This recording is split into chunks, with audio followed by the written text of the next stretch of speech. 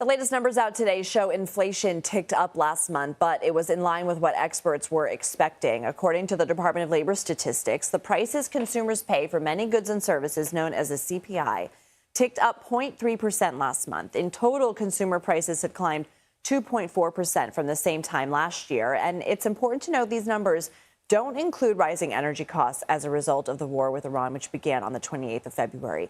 CBS News MoneyWatch correspondent Kelly O'Grady is here on set to break it all down. So, Kelly, what does this tell you about the status of the economy?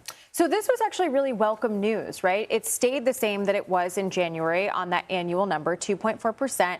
It is above the Fed's target, but this is showing a trend of months of either steady or coming down. Doesn't mean that prices aren't rising. They just aren't rising as quickly as they used to. So this was really good news. There were a couple of categories where you said, oh, okay, maybe there's a little tariff inflation there. But again, we haven't seen that really widespread inflation that we were concerned about with tariffs. The caveat, though, is the exact one that you just made. This doesn't include the spikes in oil prices. And so most people are looking at this and saying, OK, let's wait until March. Let's wait until April, because that's going to be the real so what when it comes to inflation. OK, so bigger picture, I'm seeing a lot of headlines that say fears of stagflation are back. Why is that? Well, because of the jobs report that we talked about on Friday, we saw in February the economy lose 92,000 jobs. And even when we have had months where we increased, the increase was kind of anemic. And so what you see is slowing growth or no growth in February when it came to jobs.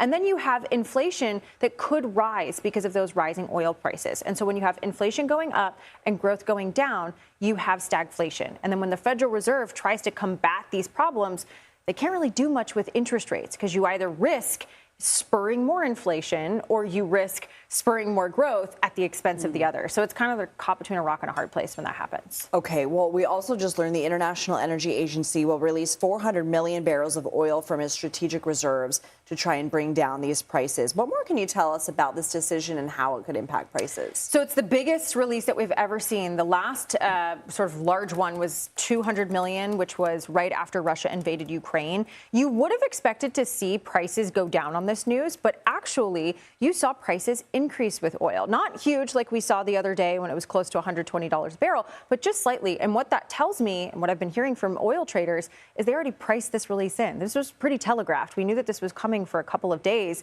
So then that's when you saw the prices in oil go down. And then unfortunately, you're not seeing that happen today because it was already priced in.